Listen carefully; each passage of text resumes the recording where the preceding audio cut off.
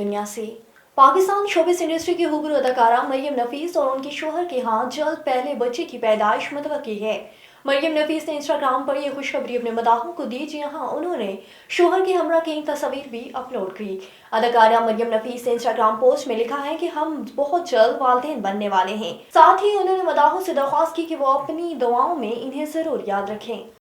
मारूफ पाकिस्तानी अदाकारा दानिया अनवर ने कहा है कि मुझे दूसरी मोहब्बत और शादी के बाद ही असल मोहब्बत का एहसास हुआ। हाल ही में अदाकारा दानिया अनवर दुनिया न्यूज़ के मकबूल तरीन प्रोग्राम मज़ाक़रात में बतौर मेहमान शरीक हुई, जहां उन्होंने निजी जिंदगी और कैरियर समेत मुख्तलिफ मौज़ूआत पर खुलकर इजहार ख्याल किया।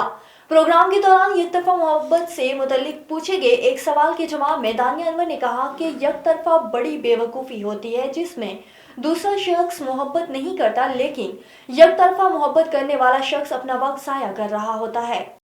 आगे बढ़े आपको बताएं कि हॉलीवुड के 61 साल अदाकार जॉनी डेप एक बार फिर मोहब्बत के लिए तैयार हो गए। इस बार उनका इंतखाब अपने से आधी उम्र की लड़की का है। उन सब बातों की हकीकत सामने आ गई।